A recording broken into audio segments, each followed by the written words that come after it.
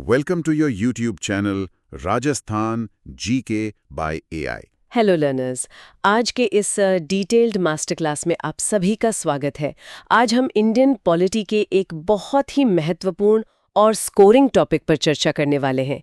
एक in depth approach के साथ हम गवर्नर यानी राज्यपाल के पद को समझेंगे। स्टूडेंट्स, किसी भी कॉम्पिटिटिव एग्जाम के लिए ये क्लास एक सॉलिड फाउंडेशन बनाएगी। हमने सिर्फ फैक्ट्स नहीं रटने हैं, उनके कॉन्सेप्ट्स को समझना है। आज के सेशन में हम सिक्वेंशियली क्या-क्या कवर करने वाले हैं, आइए सबसे पहले उसके कंटेंट्स पर नजर डालते हैं। बिल्कुल। आज की क्लास का रोड मैप कुछ इस प्रकार रहेगा लर्नर्स। फर्स्ट, हम गवर्नर का बेसिक इंट्रोडक्शन और उनकी ड्यूअल रोल यानी दोहरी भूमिका को समझेंगे। सेकंड, आर्टिकल्स 153 से 162 तक डिटेल्ड एनालिसिस करेंगे, जिसमें उनकी अपॉइंटमेंट, पावर्स, टर्म और क्वालिफिकेशंस शामिल हैं। थर्ड, प्रेसिडेंट और गवर्नर की पावर्स का पॉइंट बाय पॉइंट कंपैरिजन होगा। फोर्थ, सभी इंपॉर्टेंट कमीशंस और कमिटीज जैसे ARC, राजमन्नार, सरकारिया, वेंकटाचालिया और पंची, इन सबको डिटेल में देखेंगे। फिफ्थ, आर्टिकल्स 361, 166 और 167 यानी इम्यूनिटीज और CM की ड्यूटीज पर चर्चा होगी। और अंत में आर्टिकल 356 यानी प्रेसिडेंट्स रूल और राजस्थान में लगे चारों प्रेसिडेंट्स रूल का इन डेप्थ डेटा एनालाइज करेंगे। तो इस कॉम्प्रिहेंसिव रोड मैप के साथ अपनी क्लास शुरू करते हैं। सबसे पहले बेसिक इंट्रोडक्शन पर आते हैं। कॉन्स्टिट्यूशन में गवर्नर का पद एक बहुत ही गरिमामय यानी डिग्निफाइड पद माना गया है। इसका जिक्र पार्ट 6 में आर्टिकल 153 से 162 तक मिलता है। पर यहाँ एक फ्रेज बार बार यूज होता है, डुअल रोल। ये दोहरी भूमिका एग्जैक्टली क्या है? ये बहुत ही क्रूशल कॉन्सेप्ट है। इसे एक ब्रिज की तरह देखिए लर्नर्स। पहला रोल ये है कि गवर्नर स्टेट की एग्जीक्यूटिव का कॉन्स्टिट्यूशनल हेड होता है। ये उनका स्टेट लेवल का रोल हुआ। और दूसरा रोल ये है कि वो सेंट्रल गवर्नमेंट का रिप्रेजेंटेटिव यानी प्रतिनिधि होता है। इस तरह वो सेंटर और स्टेट के बीच एक वाइटल कनेक्शन बनाते हैं। हाँ, और इसे थोड़ा और सिंपल टर्म्स में समझें तो गवर्नर एक फॉर्मल या नॉमिनल हेड होते हैं। रियल पावर उनके पास नहीं होती। रियल पावर चीफ मिनिस्टर के नेतृत्व वाली काउंसिल ऑफ मिनिस्टर्स यानी मंत्री परिषद के पास होती है। एक और पॉइंट जो ध्यान रखने वाला है, गवर्नर स्टेट लेजिस्लेचर का एक इंटीग्रल पार्ट यानी अभिन्न अंग होते हैं। सही कहा। अब आइए इसके कॉन्स्टिट्यूशनल फाउंडेशन पर चलते हैं। आर्टिकल 153 इस पोस्ट का आधार है। ओरिजिनल कॉन्स्टिट्यूशन में हर स्टेट का स्ट्रिक्टली एक ही गवर्नर था। पर फिर एक बड़ा बदलाव आया, 7th कॉन्स्टिट्यूशनल अमेंडमेंट 1956। इसने व्यवस्था दी कि एक ही व्यक्ति को 2 या 2 से ज्यादा स्टेट्स का जॉइंट गवर्नर बनाया जा सकता है। और उस वक्त स्टेट्स की बाउंड्रीज दोबारा बन रही थी, इसलिए एडमिनिस्ट्रेशन के लिए ये रूल जरूरी था। इस 7th कॉन्स्टिट्यूशनल अमेंडमेंट 1956 के कुछ और मेमोरेबल फैक्ट्स या स्मरणीय तथ्य हैं जो लर्नर्स को स्ट्रिक्टली याद रखने हैं। पहला, उस वक्त स्टेट्स की जो ABCD कैटेगरीज थीं, उन्हें पूरी तरह अबॉलिश कर दिया गया और पार्ट 7 का आर्टिकल 238 रिपील हो गया। दूसरा, लोकसभा की मैक्सिमम सीट्स 500 से बढ़कर 525 हुई। और तीसरा, राज प्रमुख पोस्ट का नाम ऑफिशियली गवर्नर कर दिया गया। हाँ, और इसको हम अगर अपने स्टेट राजस्थान के कॉन्टेक्स्ट में देखें तो डेटा बहुत स्पेसिफिक हो जाता है। राजस्थान के फर्स्ट राज प्रमुख थे सवाई मान सिंह, जिन्होंने 30 मार्च 1949 को पदभार संभाला था। और जब ये पद गवर्नर कहलाने लगा तो फर्स्ट गवर्नर बने गुरुमुख निहाल सिंह। इनकी अपॉइंटमेंट डेट थी 25 अक्टूबर 1956 और इन्होंने अपना ऑफिस 1 नवंबर 1956 को अज्यूम किया। ये स्पेसिफिक डेट्स लर्नर्स आपको याद रखनी है। अब आगे बढ़ते हैं आर्टिकल 154 पर, जो एग्जीक्यूटिव पावर को डिफाइन करता है। आर्टिकल 154 सब क्लॉज 1 ये क्लियर करता है कि स्टेट की सारी एग्जीक्यूटिव पावर गवर्नर में वेस्टेड होगी और इस पावर का यूज वो या तो स्वयं करेंगे या अपने सबऑर्डिनेट ऑफिसर्स के थ्रू करेंगे। यहाँ सबऑर्डिनेट से कॉन्स्टिट्यूशन का मतलब चीफ मिनिस्टर और मंत्री परिषद से होता है। एग्जैक्टली। और इस वजह से 3 टर्म्स क्लियर होने चाहिए लर्नर्स। कॉन्स्टिट्यूशनल हेड गवर्नर होते हैं, पॉलिटिकल हेड हमेशा चीफ मिनिस्टर होते हैं और highest administrative officer chief secretary यानी मुख्य सचिव होते हैं। साथ ही आर्टिकल 154 सब क्लॉज 2 ये कहता है कि पार्लियामेंट या स्टेट लेजिस्लेचर फंक्शन कन्फर कर सकती है किसी और अथॉरिटी को भी। मतलब सारी पावर्स हमेशा के लिए स्ट्रिक्टली सिर्फ गवर्नर के पास लॉक्ड नहीं है। सही पॉइंट है। अब आते हैं उस कंपैरिजन पर जहां से काफी क्वेश्चंस आते हैं, प्रेसिडेंट और गवर्नर की पावर्स का कंपैरिजन। चलिए इन्हें point by point break down करते हैं। ब्रॉडली देखें तो दोनों के ही पास एग्जीक्यूटिव, लेजिस्लेटिव, जुडिशियल और फाइनेंशियल पावर्स होती हैं। पर ऑर्डिनेंस यानी अध्यादेश निकालने की शक्ति का क्या? ऑर्डिनेंस निकालने की पावर दोनों के पास है, बस आर्टिकल्स अलग हैं। प्रेसिडेंट आर्टिकल 123 के अंडर ऑर्डिनेंस निकालते हैं और गवर्नर आर्टिकल 213 के तहत। देखिए नंबर्स वही हैं, बस थोड़ा आगे पीछे हैं। वीटो पावर में भी यही है, प्रेसिडेंट आर्टिकल 111 यूज करते हैं और गवर्नर आर्टिकल 200 का यूज करते हैं बिल्स पर। कुछ एक्सक्लूसिव पावर्स हैं जो सिर्फ प्रेसिडेंट के पास हैं, जैसे जॉइंट सेशन बुलाने की पावर, आर्टिकल 108, सुप्रीम कोर्ट से एडवाइजरी पावर लेना, आर्टिकल 143, फिर सबसे मेन इमरजेंसी पावर्स जो आर्टिकल्स 352 से 360 तक आती हैं, military power article 53 sub clause 2 और डिप्लोमेटिक पावर। ये सब स्ट्रिक्टली प्रेसिडेंट के पास है, गवर्नर के पास नहीं। लेकिन लर्नर्स एक बहुत ही पावरफुल शक्ति ऐसी है जो एक्सक्लूसिवली सिर्फ गवर्नर को दी गई है, प्रेसिडेंट को नहीं, और वो है कॉन्स्टिट्यूशनल डिस्क्रेशनरी पावर यानी संवैधानिक स्वविवेकीय शक्ति। इसका उल्लेख आर्टिकल 163 सब क्लॉज 2 में मिलता है। इसका मतलब है कि कुछ केसेस में गवर्नर, सीएम और काउंसिल की एडवाइस के बिना अपने विवेक से फैसला ले सकते हैं। ये डायरेक्टली उन्हें काफी स्ट्रांग बनाता है अपने स्टेट में। अब आर्टिकल 155 पर आते हैं जो अपॉइंटमेंट की बात करता है। गवर्नर को प्रेसिडेंट अपॉइंट करते हैं एक वारंट के थ्रू जिस पर सील लगी होती है। ये सब सेंट्रल काउंसिल ऑफ मिनिस्टर्स की एडवाइस पर होता है और ये अपॉइंटमेंट का प्रोसेस हमने कनाडा मॉडल से लिया है। पर यहाँ कॉन्स्टिट्यूएंट असेंबली का बड़ा इंटरेस्टिंग डिबेट आता है। इन्हें अपॉइंट क्यों किया जाता है, चुनाव क्यों नहीं होता? हाँ, ये डिबेट समझना जरूरी है। कॉन्स्टिट्यूएंट असेंबली ने अपॉइंटेड गवर्नर को इसलिए चुना क्योंकि अदर इलेक्शन होता तो पूरे स्टेट में अननेसेसरी एक्सपेंस और चुनावी भीड़ बढ़ती। दूसरा, सीएम और गवर्नर दोनों चुने हुए होते तो दोनों में क्लैश ऑफ पावर होता। तीसरा, इलेक्टेड गवर्नर मेजॉरिटी पार्टी का हिस्सा होता जिससे उनकी नॉन पार्टिसन न्यूट्रलिटी खत्म हो जाती। और चौथा कारण सेपरेटिज्म को रोकना था। देश की अखंडता के लिए यह जरूरी था कि एक अपॉइंटेड गवर्नर हो। इसे हम फेडरलिज्म के नजरिए से देखते हैं। हमारे पार्लियामेंट्री सिस्टम में स्ट्रांग सेंटर चाहिए देश की यूनिटी के लिए। अपॉइंटेड गवर्नर सेंटर को स्टेट्स पर एक इफेक्टिव कंट्रोल देता है। बिल्कुल। और अब हम उस सेक्शन पर आते हैं जहां से भर भर के ऑब्जेक्टिव क्वेश्चंस पूछे जाते हैं। Commissions and committees related to governor. Learners, इन आयोगों को बहुत ध्यान से सुनना है। सबसे पहले बात करते हैं फर्स्ट ARC यानी एडमिनिस्ट्रेटिव रिफॉर्म्स कमीशन की। इसका गठन 5 जनवरी 1966 को हुआ और रिपोर्ट 1969 में आई। चेयरमैन थे मोरारजी देसाई और इसके मेंबर्स थे के हनुमांतैया, GS पाठक, HV कामत और हरिश्चंद्र माथुर। इनकी सिफारिश थी कि एक व्यक्ति को सिर्फ एक ही टर्म के लिए अपॉइंट किया जाए। वो सोशली और एडमिनिस्ट्रेटिवली एमिनेंट होना चाहिए। उन्हें अपनी डिस्क्रेशन पावर्स प्रेसिडेंट के अधीन यूज करनी चाहिए और उन पावर्स के लिए गाइडिंग प्रिंसिपल्स बनने चाहिए। फिर आती है राजमन्नार कमेटी। हाँ, राजमन्नार कमेटी 1969 में तमिलनाडु की DMK गवर्नमेंट ने बनाई थी।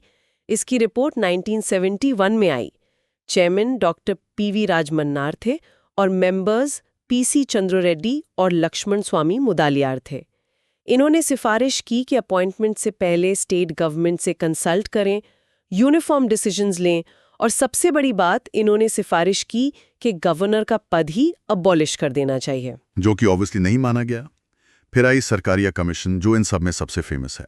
9 जून 1983 को गठन और रिपोर्ट जनवरी 1988 में आई। चेयरमैन RS सरकारिया थे। मेंबर्स में B शिवरामन और SR सेन शामिल थे। इन्होंने काफी डिटेल रिकमेंडेशंस दी, पर अनफॉर्चुनेटली उनका काफी वायलेशन भी हुआ। सही कहा आपने। सरकारिया कमीशन ने कहा था कि गवर्नर एमिनेंट होना चाहिए और आउटसाइडर होना चाहिए, यानी जिस स्टेट में जाए वहां का लोकल रेजिडेंट न हो। पर वायलेशंस देखिए, उज्ज्वल सिंह को पंजाब में, HC मुखर्जी को वेस्ट बंगाल में, मैसूर महाराजा को मैसूर में और मिलाप चंद जैन जो राजस्थान के जोधपुर के थे, उन्हें वही राजस्थान में गवर्नर बना दिया गया। और CM से कंसल्ट करने वाला पॉइंट भी था सरकारिया कमीशन का। उसका वायलेशन हमने देखा 1981 में जब जागमोहन को JNK का गवर्नर बनाया गया। वहां के CM फरूक अब्दुल्ला से बिना कंसल्ट किए कमीशन ने यह भी कहा था कि एक्टिव पॉलिटिशियंस को अपोजिशन रूल स्टेट्स में मत भेजो। माइनॉरिटी से गवर्नर्स बनाने की ट्रेडिशन को चालू रखो और 5 साल से पहले पॉलिटिकल रीजन से गवर्नर को हटाया ना जाए। साथ ही बिल पर डिसीजन लेने के लिए प्रेसिडेंट को 4 महीने का टाइम लिमिट भी सजेस्ट किया था। इन सब के बाद आई वेंकटाचार्य कमीशन। 22 फरवरी 2000 को बनी, रिपोर्ट 31 मार्च 2000 को आई। चेयरमैन एमएन वेंकटाचार्य थे। इन्होंने अपॉइंटमेंट के लिए एक सिलेक्शन कमेटी बनाने की बात की, जिसमें PM, home minister, vice president, Lok Sabha speaker और सीएम शामिल हों। फिर आता है पुंची कमीशन। 27 अप्रैल 2007 को गठन हुआ और रिपोर्ट आई 31 मार्च 2010 को। इसके चेयरमैन मदन मोहन पुंची थे। मेंबर्स की लिस्ट लंबी है, ध्यान से नोट करें लर्नर्स। एनआर माधवा मेनन, विनोद कुमार, धीरेन्द्र सिंह और विजय शंकर। यहाँ ध्यान रखने वाली बात यह है कि विजय शंकर ने 2008 में अमरीश बागची की जगह ली थी, जिनका निधन हो गया था। पंचीय आयोग की रिकमेंडेशंस काफी स्ट्रांग थीं। इन्होंने कहा फिक्स्ड टेन्योर होना चाहिए, बिल्स पर डिसीजन के लिए 4 महीने का रूल लगे, नई ऑल इंडिया सर्विसेज बननी चाहिए जैसे हेल्थ, एजुकेशन और इंजीनियरिंग। सबसे बड़ा पॉइंट था कि गवर्नर के पास पावर होनी चाहिए कि वो स्टेट गवर्नमेंट की एडवाइस के बिना भी सीएम के खिलाफ प्रोसिक्यूशन सैंक्शन कर सकें। साथ ही उन्हें यूनिवर्सिटी का चांसलर मत बनाओ और हटाने के लिए प्रेसिडेंट जैसा इम्पीचमेंट प्रोसेस असेंबली में होना चाहिए। और इंटरस्टेट काउंसिल को भी स्ट्रेंथन करने को कहा। अब कमीशंस के बाद वापस आर्टिकल्स की तरफ चलते हैं। आर्टिकल 156 टर्म ऑफ ऑफिस यानी कार्यकाल।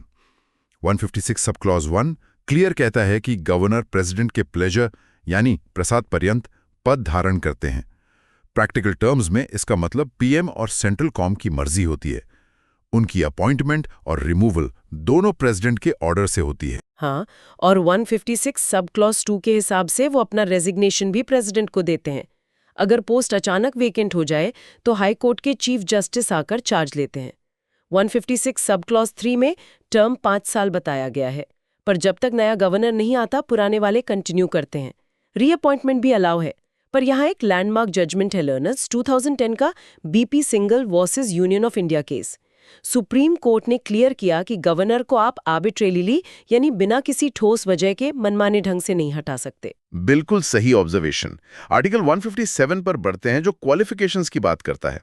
2 ही बेसिक शर्तें हैं, सिटीजन ऑफ इंडिया होना चाहिए और मिनिमम एज 35 ईयर्स होनी चाहिए। यहाँ एक पॉइंट याद रखना है, सिटीजन बाय बर्थ होना जरूरी नहीं है और कोई स्पेसिफिक एजुकेशनल क्वालिफिकेशन या मैक्सिमम एज लिमिट संविधान में नहीं है। फिर आर्टिकल 158 कंडीशंस ऑफ ऑफिस बताता है। 158 सब क्लॉज 1 कोई एमपी या एमएलए नहीं हो सकते। 158 सब क्लॉज 2 किसी ऑफिस ऑफ प्रॉफिट पर नहीं होने चाहिए।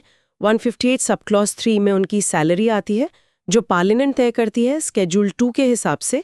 साथ ही रेंट फ्री रेजिडेंस मिलता है। और 158 सब क्लॉज 3A में वो 7th अमेंडमेंट वाला इफेक्ट आता है। अगर जॉइंट गवर्नर हैं 2 स्टेट्स के तो सैलरी का रेशियो प्रेसिडेंट डिसाइड करते हैं। 158 सब क्लॉज 4 कहता है उनकी सैलरी टर्म के दौरान कम नहीं की जा सकती। और अगर फैक्ट्स की बात करें तो करंटली सैलरी करीब 3.5 लाख रुपए महीना है, जो 2017 से टैक्स फ्री भी कर दी गई है। अब आते हैं आर्टिकल 159 पर। ओथ यानी शपथ। इन्हें शपथ हाईकोर्ट के चीफ जस्टिस दिलाते हैं। और यहाँ एक बहुत बड़ा फैक्ट है, गवर्नर की ओथ का फॉर्मेट शेड्यूल 3 में नहीं आता, वो इस आर्टिकल में ही लिखा है। शपथ किस बात की लेते हैं? कॉन्स्टिट्यूशन और लॉ को प्रिजर्व, प्रोटेक्ट और डिफेंड करने की और लोगों की सेवा और कल्याण की। राइट। आर्टिकल 160 देखें तो ये प्रेसिडेंट को अनफोर्सीन कंटिजेंसीज यानी ऐसी आकस्मिक स्थितियों में प्रोविजंस बनाने की पावर देता है जिनका जिक्र कॉन्स्टिट्यूशन में क्लियरली नहीं है। और आर्टिकल 161 बात करता है पार्डनिंग पावर, क्षमादान की। इसे प्रेसिडेंट की आर्टिकल 72 वाली पावर से कंपेयर करते हैं। दोनों में बड़ा अंतर है। प्रेसिडेंट मौत की सजा यानी डेथ सेंटेंस को पूरी तरह पार्डन कर सकते हैं, पर गवर्नर नहीं कर सकते। वो सिर्फ सस्पेंड या कम्यूट कर सकते हैं। प्रेसिडेंट कोर्ट मार्शल की सजा माफ कर सकते हैं, गवर्नर के पास ऐसी कोई पावर नहीं होती। और गवर्नर का पार्डन सिर्फ स्टेट और कंकरेंट लिस्ट के सब्जेक्ट्स तक ही लिमिटेड रहता है। आगे देखें तो आर्टिकल 162 एग्जीक्यूटिव पावर के एक्सटेंट को डिफाइन करता है कि जहां तक स्टेट लेजिस्लेचर लॉ बना सकती है वहां तक गवर्नर की पावर एक्सटेंड होती है। अब आते हैं कुछ और इंपॉर्टेंट आर्टिकल्स पर। आर्टिकल 361 ये इम्यूनिटीज देता है। हाँ, ये विशेषाधिकार है। आर्टिकल 361 सब क्लॉज 1 कहता है कि अपने ड्यूटीज को परफॉर्म करते वक्त लिए गए डिसीजंस के लिए गवर्नर किसी कोर्ट में आंसरेबल नहीं है। 361 सब क्लॉज 2 और 3 कहते हैं कि टर्म के दौरान ना तो कोई क्रिमिनल प्रोसीडिंग्स चल सकती हैं और ना ही अरेस्ट का कोई ऑर्डर आ सकता है कोर्ट से। प्रोसीडिंग्स हो सकती हैं, पर उसके लिए 2 महीने का एडवांस रिटन नोटिस देना पड़ता है, जिसमें केस का नेचर और पूरी डिटेल्स होनी जरूरी हैं। और ये सेम इम्यूनिटी प्रेसिडेंट और राज प्रमुख दोनों पर लागू होती थी। आर्टिकल 166 बताता है कि स्टेट गवर्नमेंट के सारे बिजनेस गवर्नर के नाम पर ही कंडक्ट होते हैं और वही बिजनेस एलोकेशन के रूल्स बनाते हैं मंत्रियों के लिए। फिर आर्टिकल 167 चीफ मिनिस्टर की कॉन्स्टिट्यूशनल ड्यूटी बताता है कि उन्हें गवर्नर को एडमिनिस्ट्रेशन और लेजिस्लेशन की सारी इन्फॉर्मेशन देनी होती है, और अगर गवर्नर कहें तो किसी एक मिनिस्टर के डिसीजन को पूरी काउंसिल के सामने रखना होता है। चलिए, अब क्लास के आखिरी और बहुत ही इंपॉर्टेंट हिस्से पर चलते हैं। Article 356 presidents rule. ये कैसे लगता है?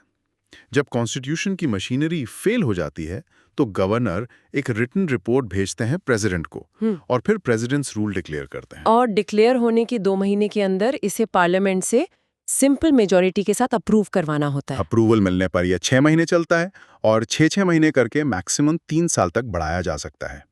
इस दौरान स्टेट असेंबली पहले सस्पेंडेड रहती है और फिर डिसॉल्व कर दी जाती है। एसआर बोम्मई केस 11 मार्च 1994 का इसमें बहुत मेन रोल है। बिल्कुल। एसआर बॉम्बई केस में सुप्रीम कोर्ट ने क्लियर किया कि प्रेसिडेंट्स रूल का जुडिशियल रिव्यू हो सकता है और फ्लोर टेस्ट राजभवन में नहीं असेंबली में होना चाहिए। इस टॉपिक पर कमिशंस ने भी राय दी थी। एआरसी ने कहा गवर्नर की रिपोर्ट ऑब्जेक्टिव हो। राजमन्नार ने कहा इस आर्टिकल को हटाई दो। सरकारिया ने इसे एक लास्ट रिजॉर्ट की तरह यूज करने को कहा। वेंकटाचार्य ने कहा पहले आर्टिकल 256, 257 और 355 यूज करो, फिर 356 पर आओ। और पुंछी ने लोकल अमेंडमेंट्स की बात की। अब आइए राजस्थान के इन डेप्थ डेटा पर नजर डालते हैं। राजस्थान में अब तक 4 बार प्रेसिडेंट्स रूल लगा है। डेटा बहुत ध्यान से सुनना लर्नर्स। पहला रूल लगा 13 मार्च 1967 से 26 अप्रैल 1967 तक। ये सबसे छोटा था, सिर्फ 45 डेज का। गवर्नर शुरू में संपूर्णानंद थे और एंड में सरदार हुकम सिंह थे। सीएम थे मोहनलाल सुखाड़िया और रीजन था क्लियर मेजॉरिटी का ना मिलना। उस वक्त प्रेसिडेंट थे डॉक्टर एस राधाकृष्णन। दूसरा रूल लगा 30 अप्रैल 1977 से 21 जून 1977 तक, करीब 53 डेज। स्टार्ट में गवर्नर थे वेदपाल त्यागी और एंड में रघुकुल तिलक। सीएम थे हरिदेव जोशी। रीजन काफी अलग था।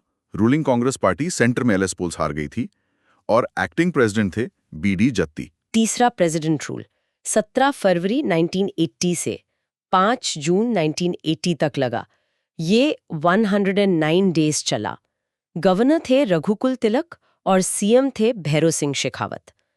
इस बार जनता पार्टी सेंटर में पोल्स हार गई थी, इसलिए रूल लगा। प्रेसिडेंट थे नीलम संजीवा रेड्डी। और आखिरी चौथा प्रेसिडेंट रूल, जो सबसे लंबा था, 353 डेज, ये लगा 15 दिसंबर 1992 से 3 दिसंबर 1993 तक। शुरू किया गवर्नर एम चन्ना रेड्डी ने और एंड हुआ बलीराम भगत के टाइम पर। सीएम भैरों सिंह शेखावत थे। रीजन बाबरी मस्जिद डेमोल्यूशन था और उस वक्त प्रेसिडेंट थे शंकर दयाल शर्मा। तो इस डीप डाइव को यहाँ कंक्लूड करते हैं, पर लर्नर्स, क्लास खत्म करने से पहले एक थॉट आप सभी के लिए। Students, think about this. Sarkaria commission और पंछी कमीशन दोनों ने बार बार कहा कि गवर्नर एक न्यूट्रल, नॉन पॉलिटिकल आउटसाइडर होना चाहिए, पर क्या सच में ऐसा होता है? The governor acts as a vital bridge between the center and the state. But is this bridge sometimes used as a tool for control? Think deeply about how federalism works in reality versus on paper. Like, share and subscribe.